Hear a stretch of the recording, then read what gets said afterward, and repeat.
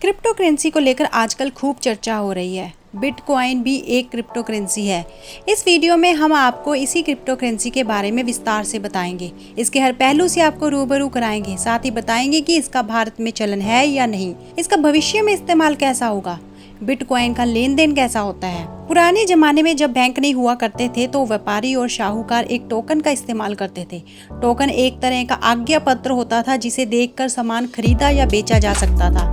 एक कागज का टुकड़ा होता था जो दूसरे को दिया जा सकता था और अपनी जरूरतों को देखते हुए अपने पास भी रखा जा सकता था। बैंकों के आने के बाद भी इस तरह का यहाँ लेन देन इसी तरह से चलता रहा, लेकिन 1980 के दशक में पहली बार इस कागज के टुकड़े की जगह डिजिटल करेंसी का विचार शुरू हुआ।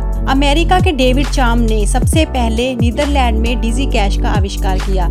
इस बेहद दिलचस्प और नई कैश टेक्निक ने उस वक्त मीडिया और लोगों का ध्यान अपनी ओर आकर्षित किया।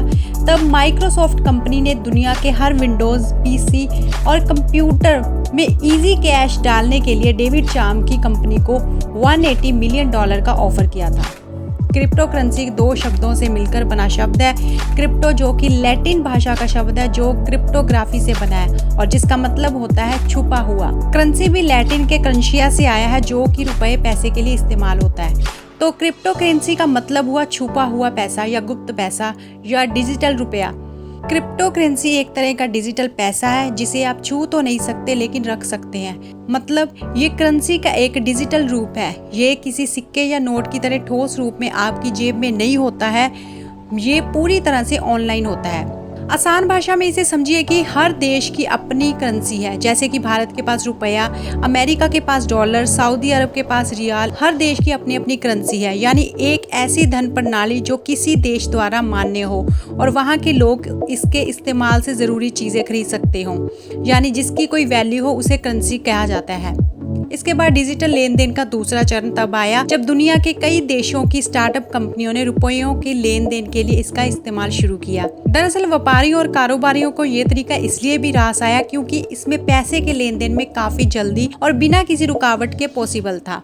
1990 के आखिरी सालों में अमेरिका की पेपॉल कंपनी दुनिया भर में व्यापारियों और कारोबारियों के लिए बिना किसी रुकावट के peer to peer money transfer की शुरुआत की, यानी व्यापारी इसके जरिए किसी भी सामान की खरीदारी के लिए डिजिटल मनी का भुगतान कर सकते थे।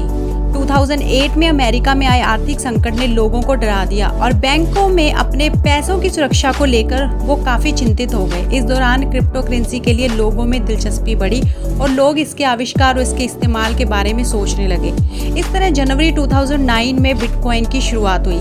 क्रिप्टो करेंसी 2009 में सतोशी नाकामोतो ने शुरू किया था, लेकिन ऐसा नहीं है। इससे पहले भी कई निवेशकों ने या देशों ने डिजिटल करेंसी पर काम किया था। यूएसए ने 1996 इलेक्ट्रॉनिक गोल्ड बनाया था, ऐसा गोल्ड जिसे रखा नहीं जा सकता था लेकिन इससे दूसरी चीजें खरीदी जा सकती थी। हालांकि 2008 में इसे बैन कर दिया गया था।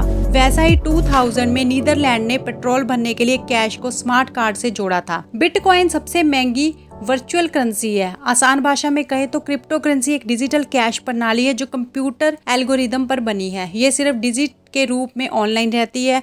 इस पर किसी भी देश या सरकार का कोई कंट्रोल नहीं है। स्टार्टिंग में इसे इलीगल करार दिया गया था, लेकिन बाद में बिटकॉइन की बढ़ती लोकप्रियता के चलते इसे कई देशों में लीगल कर दिया गया है।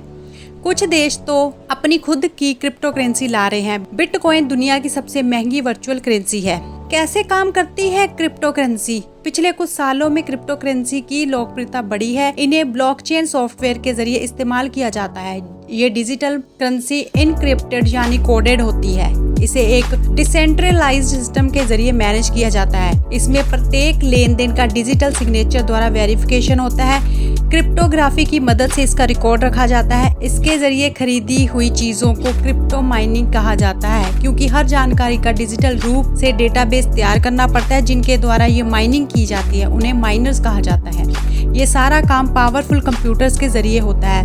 इसके कोड को कॉपी करना लगभग नामुमकिन है। क्रिप्टो करेंसी में जब भी कोई ट्रांजैक्शन होता है इसकी जानकारी ब्लॉकचेन में दर्ज की जाती है, यानी उसे एक ब्लॉक में रखा जाता है। इस ब्लॉक की सिक्योरिटी और इंक्रिप्शन का काम माइनर्स का होता है। इसके लिए वो एक क्रिप्टोग्राफिक पहेली को हल कर ब्लॉक के लिए उचित कोड खोजते हैं। अब दिमाग में एक सवाल ये भी उठ रहा है कि ये डिजिटल रूप में है तो कितने तरह की होती है। देखा जाए तो कुल 1800 से ज़्यादा क्रिप्टो करेंसी उपलब्ध हैं, जिन्हें आप बिटकॉइन के अलावा भी इस्तेमाल कर सकते हैं।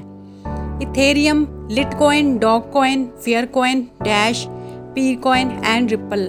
पिछली तिमाही में बिटकॉइन के मार्केट कैप में लगभग $700 मिलियन जोड़े थे। हालांकि सितंबर 2020 के बाद से कीमत लगभग दोगुने से अधिक है। हालांकि इस बात पर भी बहस होती रही है कि ये बबल स्पेस में है और किसी भी समय ये फट सकता है, लेकिन बड़े पैमाने पर परमिशन और नए इन्वेस्टर्स द्वारा आने से इसकी वैल्यू और बढ़ गई है। बिटकॉइन वॉलेट हमारे मोबाइल वॉलेट से काफ़ी मिलते जुलते हैं, जहां हम अपना पैसा स्टोर करते हैं और उसी से ट्रांजैक्शन करते हैं। वजीरएक्स, यूनोकॉइन, ज़ेपे भारतीय कंपनी है जो बिटकॉइन के कारोबार में है। असल में इंटरनेट पर मौजूद बहुत सारी चीज़ें अनरेगुलेटेड हैं। ओला, उबर समेत ई कॉमर्स भी अनरेगुलेटेड है। इन्वेस्टर्स के लिए सबसे ज़रूरी बात यह है कि रेगुलेटेड नहीं होने से फ्रॉड और स्कैम की संभावना बढ़ जाती है। इस सवाल का जवाब भी आसान हो गया है। बढ़ती लोकप्रियता के चलते अब बाजारों में ढेरों क्रिप्टो एक्सचेंज प्लेटफॉर्म हैं। ऐसे में देश में बिटकॉइन क्रिप्टो करेंसी को खरीदना और बेचना काफी आसान है। क्रिप्टो करेंसी को खरीदने और बेचने की प्रक्रिया भी काफी आसान है। आपको केवल इन प्लेटफॉर्म पर साइन अप करना होगा। इसके बाद अपना KYC प्रोसेस पूरा कर वॉलेट में मनी ट्रांसफर करना होगा। इसके बाद आप खरीदारी आराम से कर पाएंगे। जुलाई को क्रिप्टो करेंसी से दुनिया का सबसे महंगा हीरा खरीदा गया है। इससे साफ हो गया कि इससे भौतिक चीजें भी भविष्य में खरीदी जा सकेंगी। हालांकि क्रिप्टो करेंसी को नोट और सिक्कों के रूप में प्रिंट नहीं किया जा सकता है, लेकिन फिर भी इसकी अपनी वैल्यू है। क्रिप्टो करेंसी से आप सामान खरीद सकते हैं, ट्रेड कर सकते हैं और इन्वेस्ट भी कर सकते हैं, लेकिन अपनी तिजोरी में नहीं रख सकते, ना ही बैंक के लॉकर में रख सकते हैं, क्योंकि ये डिजिट्स के रूप में ऑनलाइन रहती है। इसे डिजिटल मनी, वर्चुअल मनी और इलेक्ट्रॉनिक मनी भी कहा जाता है। इसकी वैल्यू फिजिकल करेंसी से कहीं ज्यादा है। कुछ टॉप क्रिप्टो करेंसी की वैल्यू तो डॉलर से भी हजारों गुना ज्यादा है। क्रिप्टो करेंसी को लेकर जबरदस्त क्रेज देखने को मिल रहा है। वेस्टर्न देशों में इसका चलन बहुत ज्यादा है, लेकिन अब भारतीय भी इसमें दिलचस्पी दिखा रहे हैं। बॉलीवुड के महानायक अमिताभ बच्चन भी क्रिप्टो करेंसी में निवेश करते हैं। मीडिया रिपोर्ट्स में बताया गया है कि उन्होंने क्रिप्टो करेंसी में निवेश के जरिए जमकर मुनाफा भी कमाया है। रिपोर्ट्स में ये जानकारी भी सामने आई है कि उन्होंने क्रिप्टो करेंसी में निवेश कितना किया और इसके जरिए कितने करोड़ कमाए हैं।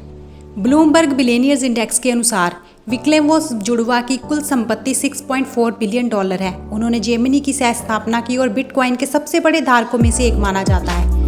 2013 में बिटकॉइन का 1% हिस्सा खरीदने वाले विंक्लेवोस भाई आज अरबपति बन गए हैं। टेलर और कैमरून विंक्लेवोस ने 2013 में 90,000 बिटकॉइन खरीदे थे। उस वक्त एक बिटकॉइन की कीमत करीब $120 होती थी। सिर्फ एक साल में ही इसकी कीमत में लगभग 2100% का उछाल आया है। विक्लेवोस भाई 2009 में तब चर्चा में आए जब उन्होंने फेसबुक के संस्थापक मार्क जुकरबर्ग पर उनका आइडिया चुराने का आरोप लगाया था और उन पर मुकदमा कर दिया था।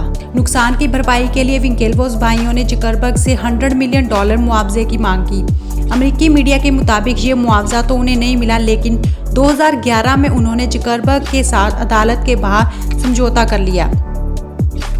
इस समझौते के तहत विंक्लेवोस भाइयों को $65 मिलियन की मोटी रकम मिली। 2013 में विंक्लेवोस भाइयों ने इस रकम के एक हिस्से यानी $11 मिलियन अमेरिकी का निवेश वर्चुअल करेंसी बिटकॉइन में कर दिया। आज की वीडियो में इतना ही। अगर आपको हमारा आज का वीडियो अच्छा लगा तो हमारे channel now we know India को सब्सक्राइब करें, वीडियो को लाइक करें, शेयर करें। Thanks for watching.